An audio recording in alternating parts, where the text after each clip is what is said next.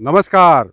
अभी मैं मौजूद हूँ बिहार के गोपालगंज ज़िले के दियरा के एक गांव में।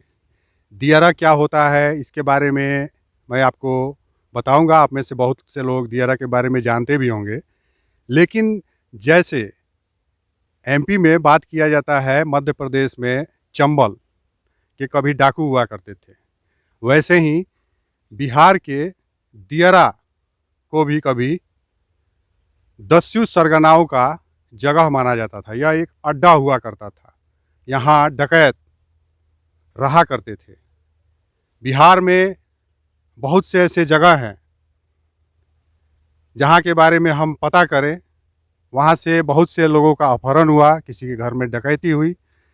ज़्यादा से ज़्यादा जो डकैत हुए उनका तार जुड़ा दियरा से। दियरा एक ऐसा जगह है जहाँ जनसंख्या 9 के बराबर होती है। और हम अभी जिस जगह पर खड़े हैं इसके बारे में हम आपको बता दें कि यह कभी एक बहुत ही घनी आबादी हुआ करती थी। इस जगह पर यहाँ पक्के मकान हुआ करते थे। यहाँ लोग रहा करते थे काफ़ी संख्या में। लेकिन नदी का कभी कटाव हुआ और उसमें बहुत से यहाँ के जो भी मकान थे वे सभी क्षतिग्रस्त हो गए। और उसके बाद यहाँ से लोगों को अलग अलग जगहों पर जाकर शरण लेना पड़ा और अलग अलग जगहों पर लोग रहने लगे। लेकिन उनकी ज़मीन, खेती बाड़ी सब कुछ यहाँ रही। और धीरे धीरे बिहार में जैसे सुशासन लौटा तो यहाँ के प्रति लोगों के मन में जो एक डर बैठा हुआ था वह कम हुआ। कई बार ऐसा समय आया जब बाढ़ नहीं आए इस क्षेत्र में, तो धीरे धीरे लोगों ने फिर खेती का मन बनाया। और इस तरह से यहाँ अभी आप देख सकते हैं कि चारों तरफ जो है यहाँ खेती की जा रही है, जगह जगह आप देखें। और दियरा के बारे में हम अगर बात करें तो यह ज़मीन काफ़ी उपजाऊ होती है, क्योंकि बार बार यहाँ बाढ़ आया करती है। लेकिन उससे फसल के क्षति होने की भी संभावना काफ़ी ज़्यादा रहती है। और इसलिए नकदी फसल खास करके जिसमें ज़्यादा पैसे लगे और बाढ़ से क्षतिग्रस्त हो जाए, तो इस तरह के फसल यहाँ लोग लगाना नहीं चाहते हैं। मोटे तौर पर अगर हम कहें तो यह सब कुछ प्रकृति के ऊपर डिपेंड करता है कि यहाँ बाढ़ आएगा या ना आएगा। और उसी से किसानों का जो है हाल चाल सब कुछ तय होता है कि उनकी दुर्दशा क्या होगी, उनकी दशा क्या होगी, वे किस हालात में रहेंगे। क्योंकि कई बार यहाँ किसान ऐसे मिलते हैं जिन्होंने लाखों रुपये लगा दिए खेती में, लेकिन सब कुछ जो है बाढ़ के कारण जो है वो दह गया और उन्हें नुकसान उठाना पड़ा, काफ़ी घाटा उठाना पड़ा। हमारे साथ यहाँ के कुछ लोग हैं, हम उनसे एक एक करके बात करेंगे। सबसे पहले हम इस जगह के बारे में जानते हैं इनके नाम के साथ। आप अपना नाम बताएं। सुबोध तिवारी। आप इसी जगह से हैं? जी। यहाँ कभी आपका घर हुआ करता था? जी, अभी भी है। क्या मतलब क्या कहेंगे इस जगह के बारे में? जगह के बारे में कहेंगे, बाढ़ से थोड़ा परेशानी है यहाँ पर। हाँ, जो पक्के मकान हुआ करते थे, यहाँ घनी बस्ती थी कभी, यहाँ बहुत से लोग रहा करते थे, वो सब कुछ बातें कुछ बताया। हाँ, 1970 के पहले यहाँ पर घनी आबादी थी। 1970 के बाद अभी 1970 के पहले यहाँ घनी आबादी थी और 1970 के करीब बाढ़ आया।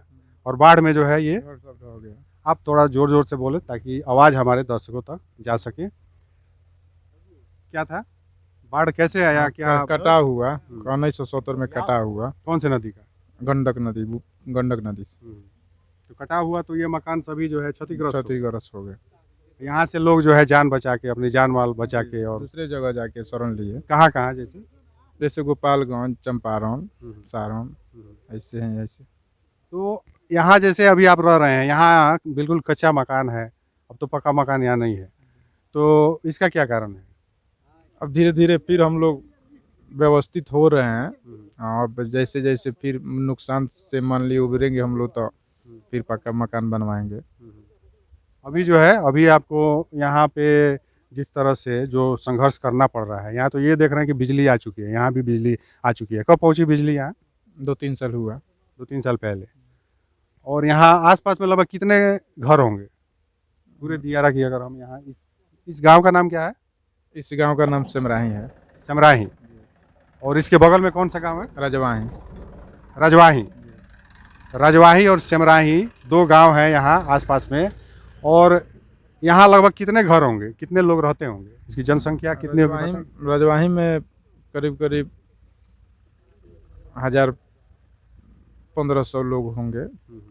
और 2-3 हज़ार सिमराही में होंगे। मतलब दियारा के बारे में अगर हम बात करें तो दियारा एक ऐसी जगह होती है जहाँ लोगों की जनसंख्या न के बराबर होती है, क्योंकि यह एक ऐसा जगह होता है जहाँ लगभग साल के 6 महीने बाढ़ का सामना करना पड़ता है लोगों को। अगर ये भी बाढ़ के समय अगर हम आते तो यहाँ आने के लिए हमें नाव का सहारा लेना पड़ता, और इनकी सवारी के रूप में अगर हम देखें तो इनके पास भी नाव होगी। आपके पास नाव है क्या? ये नाव है। यहाँ के लगभग जो भी लोग हैं वो अपना पर्सनल एक नाव रखे हुए हैं, और उससे जो है बाढ़ के समय वे इस जगह पे आया करते हैं, क्योंकि यहाँ से बाहर निकल के उन्हें जो है अपना सामान लाना पड़ता है जहाँ से भी दूसरे जगह से। तो इस तरह से हम देखें अगर तो यहाँ आप देख रहे हैं कि किस तरह से यहाँ के लोगों को कितना संघर्ष करना पड़ रहा है। अभी जैसे बाढ़ आने के समय ये होता है कि यहाँ के मिट्टी का काफ़ी कटाव हो जाता है, और काफ़ी मिट्टी जो है यहाँ से बाढ़ के कारण जो है कटाव में फिर से जो है दह जाते हैं, और इसके कारण जो है लोगों को फिर से जो है यहाँ मिट्टी भरवानी पड़ती है। यहाँ आप देख रहे हैं कि किस तरह से ट्रैक्टर का सहारा लेना पड़ रहा है, और कम से कम समय में ये चाहेंगे कि फिर से जो है मिट्टी भर के और इस जगह को समतल कर दिया जाए, क्योंकि जब बाढ़ आती है, बाढ़ का जो समय होता है, तो उस समय अगर हम बात करें तो यहाँ नीचे लगभग जो भी आप जगह देख रहे हैं ये सब जलमग्न हो जाएंगे फिर से। अभी तो जो फसल है, आलू है या गेहूं है, जो कुछ भी है, ये तब तक बरसात आने के पहले कट जाएंगे, लेकिन जैसे ही बरसात आएगी तो ये जगह फिर जलमग्न होने लगेंगे। लेकिन ये जगह इतना ऊंचा भर के बनाया गया है मिट्टी से कि कम से कम यह यहाँ नाव से भी आ सके, नाव का सहारा लेना पड़ता है इन्हें। हम आगे वह जगह भी दिखाएंगे जहाँ इन्होंने नाव रखा है, और तालाब वगैरह भी है क्या आपके पास? यहाँ तालाब भी है। यहाँ जैसे हम देख रहे हैं कि ये जो भी जगह है, आप देखें यहाँ जो घर आपको देखने को मिलेंगे सभी अस्थायी तौर पे मिलेंगे। टाट फूस के मकान हैं ज़्यादातर, जो भी मकान यहाँ आप देखें अगर तो टाट फूस के हैं। अभी अब अगर हम बात करें पक्के मकान की, तो पक्के मकान भी यहाँ बनाए जा सकते हैं। आप चलें, आप आगे चलें, और हम इस जगह को अपने दर्शकों को दिखाते हुए और ये रिपोर्टिंग कर रहे हैं, और आप कैमरा जो है फिर से मेरे तरफ घुमा के और आप आगे बढ़ें। और ये जो जगह आप देख रहे हैं यहाँ जिस तरह से ये बालू दिख रहा है, ये बाढ़ के समय जब नदी का पानी आता है तो उसमें ये रेत जो है, ये बालू जो है, ये उसमें आया करते हैं। यहाँ आप देख रहे हैं यहाँ सामने में ये तालाब है, और तालाब इन्होंने बनवा रखा है, इसमें मछली पालन किया जाता है। और साथ ही साथ यहाँ आप देखें, आप नाव को भी दिखाने की कोशिश करें। इसमें एक नाव रखा गया है जो कि इनका ये पर्सनल नाव है, और बाढ़ के समय ये इसी नाव से यहाँ आया करते हैं। आप इधर आ जाए, और इस जगह के बारे में आप क्या बताएंगे? जैसे सामने में ये क्या देख रहे हैं, क्या है ये? पोल्ट्री फार्म है। पोल्ट्री फार्म आपने जो बना रखा है, पोल्ट्री फार्म, इसके बारे में क्या कहेंगे? इससे आपको नुकसान हुआ, फायदा हुआ, क्या हुआ? बाढ़ में नुकसान हुआ। हम्म, बाढ़ समय से पहले आ गया। हम्म, बाढ़ हर एक बार आता है आषाढ़ सावन में, इस बार आ गया जेठे में, हम्म, तो इससे नुकसान हुआ, हम्म। बहुत नुकसान हुआ। और लगभग अगर ये पोल्ट्री फार्म के बारे में अगर हम बात करें, ये मछली पालन के बारे में अगर हम बात करें, और यहाँ मैंने देखा आप रासायनिक खाद भी रखे हुए हैं। तो खास करके दियारा की जो ज़मीन होती है, इसमें जो बाढ़ आता है और जिस तरह की जो ज़मीन होती है, इसमें रासायनिक खाद देने की ज़रूरत नहीं होती है, लेकिन आप रासायनिक खाद दे रहे हैं इसमें। और जैसे हम पोल्ट्री फार्म की बात करते हैं, पोल्ट्री फार्म है और यहाँ मछली पालन, आपने दोनों अलग अलग जगह पर कर रखा है। आप अगर चाहें तो यहाँ भी पोल्ट्री फार्म, इसके ऊपर में ये व्यवस्था की जा सकती है कि ऊपर में जो है, और उसका बीट जो है वो नीचे जाता है, वो मछलियाँ जो है उसे खाया करती हैं, और उससे उनका भी ग्रोथ होता है। तो दोनों एक साथ आपने क्यों नहीं किया? किसी से परामर्श लिया क्या? लागत उसमें ज़्यादा लगेगा, जिसके चलते नहीं किए। उसमें लागत ज़्यादा रहेगा और इसमें थोड़ा कम पड़ता है। जी, इसमें थोड़ा कम लागत पड़ता है। मतलब इसमें आपको नुकसान कुल मिला के हो रहा है या फायदा है? कुछ फायदा? अब मैंने बाढ़ ओढ़ से तो नुकसान हो रहा है, हम्म, रास्ता का भी दिक्कत है। हम्म, और यहाँ देश आज़ादी में हम लोग के एक चचेरा बाबा थे हम्म, जो स्वतंत्रता सेनानी थे, पंडित रघुनाथ तिवारी। हम्म, यहीं से जन्म उनका हुआ था, यहीं से देश की आज़ादी में भाग लिए थे। और आज के भी डेट में हम लोग को पक्का सड़क से नहीं जोड़ा गया है, ये हम लोग का दुर्भाग्य है। तो ये कहना है देश के आज़ादी में, देश के आज़ादी के लिए कई लोग लगे, उन्होंने अपना एक समय दिया, अपना जीवन दिया। उन्हें ये लगा कि देश जब आज़ाद होगा तो इससे उन्हें फ़ायदा होगा, उन्हें सड़क मिलेगी, उन्हें पक्का मकान मिलेगा, उनका विकास होगा, उनके परिवार को शिक्षा दीक्षा सही मिलेगी। लेकिन देश के आज़ादी के 7 दशक बाद भी आप देख रहे हैं कि कई ऐसे क्षेत्र हैं जहाँ की स्थिति बदहाल है। यह पूरा का पूरा जगह कभी घनी आबादी का जगह हुआ करता था, लेकिन नदी के कटाव के कारण यह सब दियारा के क्षेत्र बन गए। और दियारा क्षेत्र के बारे में अगर हम बात करें तो इससे जो लोगों को नुकसान उठाना पड़ता है, यहाँ जितनी भी आबादी होगी, जितने लोग भी होंगे, उन्हें समझिए कि एक तरह से अपने जान माल की जिस तरह से क्षति को सहना पड़ा होगा, उन्हें कितना नुकसान हुआ होगा उसका। लेकिन अब ये 1970 में बता रहे हैं कि नदी का कटाव हुआ और ये जो घनी आबादी थी, जो जगह था, ये यहाँ के लोगों को यहाँ से पलायन करना पड़ा। और 1970 से ये 2022 है, 2022 की शुरुआत हो चुकी है। यानी कि लगभग 50 साल, 52 साल के समय जो है इसमें गुजर चुके हैं। लेकिन यह जगह अभी भी जो है, अगर सरकारी मदद की देखें तो गुहार इस जगह को आज भी लगानी पड़ रही है। ऊपर हम देखें तो बिजली आ चुकी है। यहाँ के लोगों का जो ज़मीन है उसके हिसाब से ये यहाँ खेती बाड़ी करना चाहते हैं, व्यवसाय करना चाहते हैं। लेकिन समय ऐसा हो जाता है कि दियारा में जब बाढ़ आता है, उसके वजह से इन्हें यहाँ 6 महीने बाढ़ के पानी से होकर गुजरना पड़ता है और उसका इन्हें नुकसान होता है लगातार। आप ये देखें कि ये जो पूरा जगह है, यह इतना उपजाऊ जगह होता है। इस जगह के अगर मिट्टी के बारे में हम बात करें तो इतनी उपजाऊ मिट्टी होती है कि अगर सरकार के तरफ से इन लोगों को सही दिशा निर्देश दी जाए, यहाँ लगभग जो भी घर हैं, जितने भी लोग रह रहे हैं, उन्हें सही दिशा निर्देश दी जाए तो इन्हें खेती से भी, यहाँ इससे जुड़े जो भी रोजगार हैं, मछली पालन हुआ, मुर्गी पालन हुआ, पशुपालन हुआ, इस तरह के रोजगार से फ़ायदा दिलाया जा सकता है। इस तरह की व्यवस्था की जा सकती है। भले ही 6 महीने इन्हें सवारी के तौर पे नाव से होकर यहाँ आना पड़े, लेकिन सरकार के तरफ से हम देखें तो इस तरह की कोई व्यवस्था नहीं है, कोई मदद इन्हें नहीं पहुँचाई गई है। ये व्यक्तिगत स्तर पे ये सब संघर्ष कर रहे हैं और उसमें से ये एक व्यक्ति हैं, अकेले व्यक्ति नहीं हैं, इनके अलावा भी इस गांव में कई ऐसे लोग हैं जो इन तरह के समस्याओं से जूझ रहे हैं। यहाँ हम देखें तो यहाँ जिस तरह से एक बार बाढ़ आने के कारण जितनी मिट्टी का कटाव हुआ, पहले तो ये पूरा आपने समतल बना के रखा होगा और फिर से जब बाढ़ आया तो ये कटाव थोड़ा सा पानी के बहाव से कुछ खदड़ मदड़ गया। तो ये हर साल होती होगी इस तरह हर साल ऐसा ही होता है। हर साल ऐसे होती है। अच्छा, जो पक्के मकान है, जो जिन लोगों ने बना के रखा है, पक्का मकान फिर से बनवाया है, उनके मकान के बारे में क्या कहेंगे? उन्हें, उन लोग का भी बहुत लोगों का क्षतिग्रस्त हुआ है। मकान भी क्षतिग्रस्त हो जाता है, हाँ, फिर से हो जाता है। हाँ, हुआ है। तो क्यों आप लोग फिर ऐसी परिस्थिति में यहीं पे रहना क्यों पसंद करते हैं? ऐसा भी तो हो सकता है कि आप कहीं और रहें और यहाँ खेती बाड़ी या जो भी है इस तरह के, जब बाढ़ ना हो यहाँ पे, तो उस समय जो है आप आके यहाँ खेती बाड़ी करें, इस तरह की व्यवस्था हो सकती है। हम लोग बेरोजगारी है, गवर्नमेंट जॉब किसी का परिवार में नहीं है। हम लोग का जमीन जो है यहीं है, इसके अलावा दूसरी जगह जमीन नहीं है और जमीने से हम लोग का भरण पोषण होना है, तो हम लोग जाएं तो कहाँ जाएं?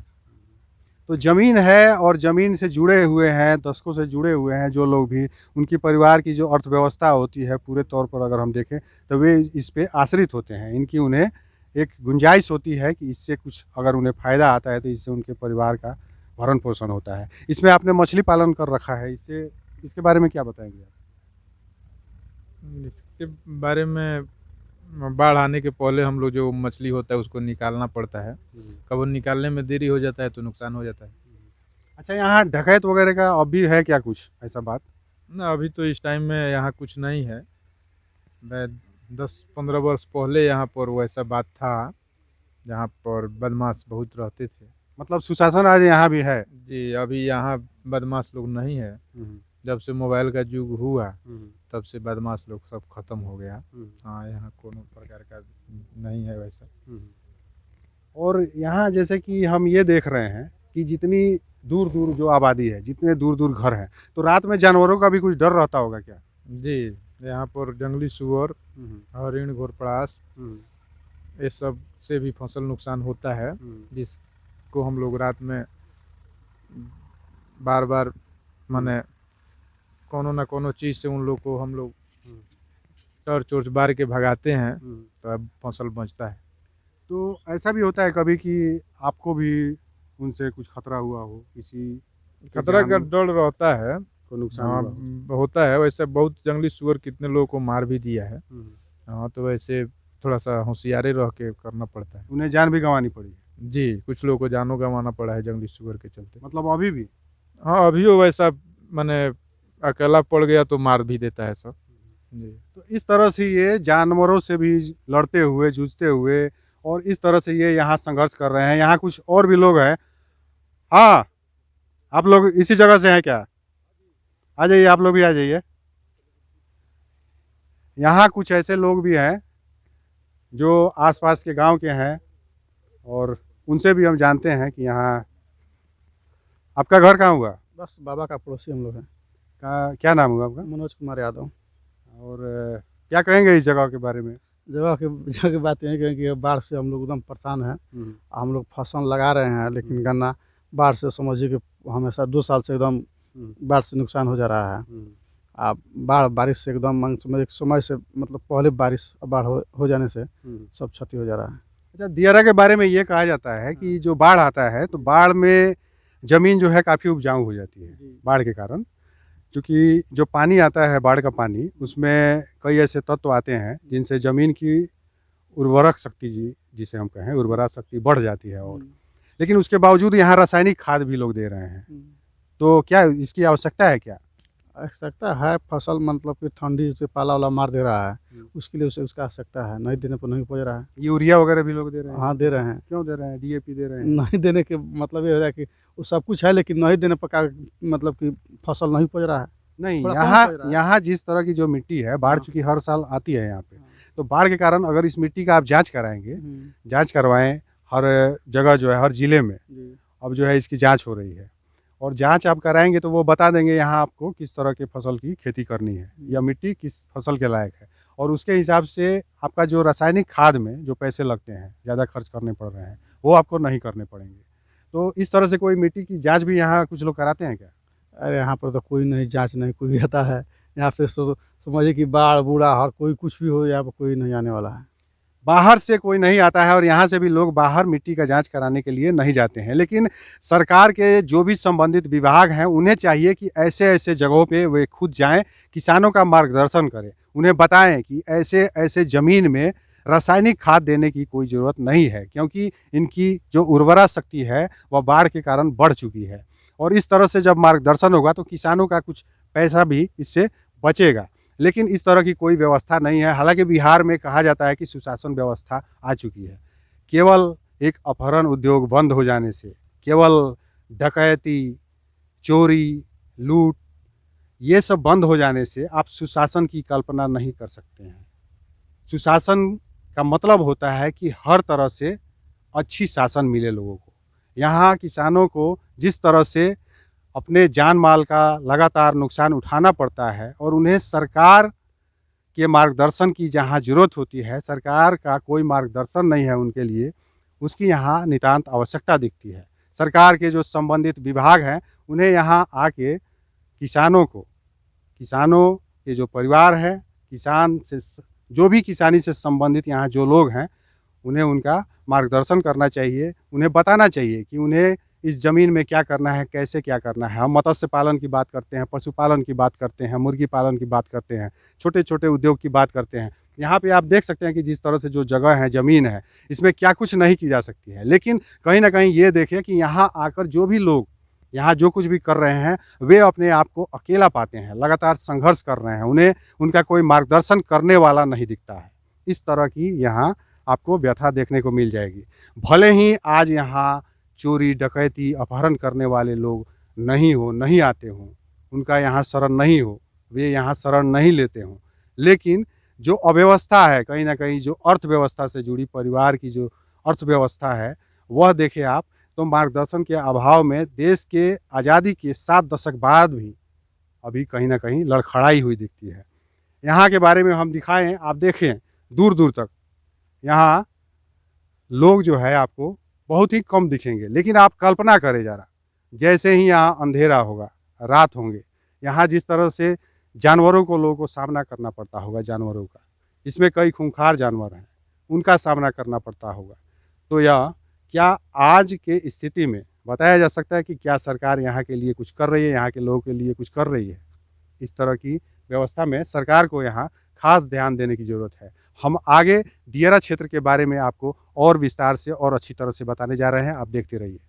दियारा के एक किसान के साथ अभी हम बात करने जा रहे हैं और इनका नाम क्या है और इनके साथ क्या समस्या है, यहाँ ये किस तरह का जीवन जी रहे हैं, इसके बारे में बात करेंगे। सबसे पहले आप अपना नाम बताएं। परमानंद जादव क्या बोलेंगे दियारा में जो जीवन आप जी रहे हैं, जी। यहाँ आपका घर द्वार सब कुछ है? सब कुछ है, हमारे घर द्वार पर सब कुछ है। खेती बाड़ी की क्या स्थिति? खेती बाड़ी मैंने नल जल के अथी के लिए कमजोर चल रहा है यहाँ पर। हाँ, क्या घर में नल जल नहीं पहुँचा है? ना घर में नल जल नहीं पहुँचा हमको। जी। कितने घर होंगे यहाँ पे जहाँ पे नल जल नहीं पहुँचा? घर तो बहुत है यहाँ पर, 12, 13, 14, 4 वार्ड है। 4 वार्ड में लमसम 5-6 घर है। हाँ जी। हर जगह बाढ़ भी आ जाते होंगे? बाढ़ से तो बहुत परेशानी हम लोग। कितने महीने तक? 3 महीने तक, मतलब साल में 3 महीने से लेकर और 6 माह तक जो है बाढ़ का इन्हें सामना करना पड़ता है। हर एक साल की ये बात है। और दियारा क्षेत्र के बारे में ये बोला जाता है कि यह नदी के पास का एक ऐसा भाग है जो बाढ़ का एक केंद्र बन जाया करता है, जहाँ हर साल बाढ़ आया करती है। और इसके कारण यहाँ जो आप देख रहे हैं फिलहाल अभी गेहूं की फसल लगाई गई है। यहाँ अगर हम कुछ दिन पहले आते तो यहाँ पे जो है बाढ़ मिलता है, चारों तरफ बाढ़ का पानी दिखता है यहाँ पे। लेकिन अभी जब हम आए हैं तो बाढ़ का पानी जो है यहाँ से बिल्कुल जो है वह हट चुका है और इस समय जो है ये अपना फसल उगा रहे हैं। फसल उगाने में यहाँ पे खर्च ज़्यादा तो नहीं आती होगी ना? नहीं जा रही खर्चे बड़ी। क्यों, कैसे? 3-4 को पानी देना पड़ता है, उसके बाद में खादर तब नहीं है तो खादर तो नहीं तो खाद क्यों देते हैं? खादर नहीं देंगे तो होगा। जो बाढ़ जिस जगह पे आता है तो उसके बारे में बताया जाता है कि वहाँ की जमीन जो है वह उसकी उर्वरा शक्ति बढ़ जाती है बाढ़ के कारण, तो उसमें आप रासायनिक खाद देने की जरूरत नहीं है, इस तरह की बात बताते हैं। तो ये रासायनिक खाद ना डाई यूरिया है पर हम लोग देते हैं, रासायनिक खाद कोई सुविधा नहीं है। हाँ, मिलने का हमको मतलब उपलब्ध नहीं है तो क्या करेंगे यहाँ पर। किस तरह की समस्या है आपके साथ यहाँ? यहाँ पर बहुत तरह की समस्या है। क्या क्या? यहाँ गंडक के माने पानी के उछाल छोड़ देने से नहीं, यहाँ गेहूँ होता है, ये गेहूँ का धान नहीं तो है, ऊँख का नहीं होता है, सब तो आ जाता है। ऊँख का धान का तो मैंने फसल साफे मरा जाते हैं। मतलब हर साल जाता है। तो फिर क्यों लगाते हैं जब हर साल लगाते हैं? जो गिरहत लोग कौन काम करे जब गिरहत छोड़कर दूसरा काम में नहीं है। यहाँ सरकार को इन सब का मार्गदर्शन करना चाहिए, इन जैसे किसानों का मार्गदर्शन करने की ज़रूरत है कि ये किस तरह का फसल लगाएं। और बाढ़ को अगर सरकार रोक नहीं सकती है तो कम से कम बाढ़ को देखते हुए इस तरह की प्लानिंग की जा सकती है कि ये बाढ़ को देखते हुए कब क्या किस तरह की खेती करे, किस तरह का पशुपालन व्यवस्था हो या मत्स्य पालन व्यवस्था हो, उसके लिए सरकार को यहाँ के लोगों की मार्गदर्शन करने की ज़रूरत है। क्या ये बात मैं सही बोल रहा हूँ? बहुत बढ़िया है जी, यही तो बहुत सुविधा जरूरी है यहाँ पर। माल मवेशी को बहुत ज्ञान होता है और किसान किसानी करते हैं, वो भी सब पीने लायक स्वच्छ जल की जहाँ तक बात है तो यहाँ के बहुत से ऐसे घर मिलेंगे जहाँ तक अभी भी हर घर नल जल की जो बात करती है बिहार सरकार, बहुत से ऐसे घर हैं जहाँ तक अभी भी हर घर नल जल नहीं पहुँच पाई है। तो पीने योग्य जो स्वच्छ पानी होता है उसकी आवश्यकता यहाँ के लोगों को भी है और इसके कारण शायद आप लोगों को कुछ स्वास्थ्य संबंधी समस्याओं का भी सामना करना पड़ता है। हाँ, वो नहीं हो सुविधा है, वो सुविधा के लिए तो कुछ होता ही नहीं है। क्या मतलब यहाँ के पानी में भी कुछ कमियां है? पानी की कमी से पानी तो ये बार कमी है, वो बार तो पानी होता है सावन भादो में। नहीं, पीने का जो पानी पीने का पानी का सुविधा है यहाँ पर जी, 25 फुट हलाएंगे तो ही पानी मिलेगा, जो पानी से फायदा नहीं है। पेट वगैरह भारी रहते होंगे, उसमें आयरन की मात्रा ज़्यादा होती है। बिहार के अलग अलग जगहों पर जो जल का जो परीक्षण किया गया उसमें हर जगह जो है अशुद्धियाँ मिली, ज़्यादा जगह ऐसे मिलते हैं और उनमें से एक जगह यह भी है, यहाँ आयरन की मात्रा बहुत ज़्यादा होती है पानी में और जिससे पेट संबंधी समस्याओं का यहाँ के लोगों को सामना करना पड़ता है। अभी बहुत से ऐसे घर होंगे, लगभग कितने घर होंगे जहाँ स्वच्छ जल नहीं पहुंच पाया है, जो हर घर नल जल पाँच की शहर बात मान के चलिए ना, यहाँ पर जहाँ हम लोग हैं, बहुत घर है, 5 शहर उपलब्ध में है हम्म। और लोग सब भाग गए हैं यहाँ से। कितने घर तक नल जल नहीं पहुंच पाया है? कम से कम 10,000 घर का नल जल नहीं पहुँचा यहाँ पर। कितना? 10,000, कितने गांव में? 5 गाँव में। 5 गांव में। जी 5 गांव में लगभग 10,000 घर होंगे यहाँ। हाँ, यहाँ पर तैयार है। वहां तक अभी भी नल जल नहीं पहुंच पाई है। यानी दियारा क्षेत्र के कई ऐसे गांव हैं जहां नल जल नहीं पहुंच पाई है, और इनका कहना है कि लगभग 10,000 घर ऐसे होंगे जहां तक नल जल नहीं पहुंच पाई है, जबकि बिहार सरकार कहती है कि हर घर नल जल पहुंच चुका है। अब यहाँ सरकार को ध्यान देने की जरूरत है कि वास्तविक स्थिति क्या है, इसके बारे में सरकार जांच करे, इस बारे में पता लगाए। यहाँ आप देख रहे हैं जिस तरह से यहाँ के लोगों को जिन जिन समस्याओं का सामना करना पड़ता होगा, अगर इसमें इन्हें स्वास्थ्य संबंधी समस्याओं का सामना करना पड़े और बाढ़ का समय हो, ठीक वैसे समय में कभी अगर इनका स्वास्थ्य खराब होता है तो इन्हें कितने तकलीफ का सामना करना पड़ता होगा। यहाँ डॉक्टर के पास यहाँ से इन्हें जाने में कितने समय लगाने होंगे। यहाँ डॉक्टर अगर कभी बाहर से भी अगर कोई लाना चाहे तो क्या डॉक्टर यहाँ आने के लिए तैयार होंगे? इस तरह की जो अव्यवस्थाएं हैं यहाँ पे, तो सरकार को इसके प्रति सोचते हुए व्यवस्था एक बनाने की ज़रूरत है। हम आगे यहाँ के कुछ और लोगों से भी बात करेंगे। आपका बहुत बहुत धन्यवाद, देखते रहिए।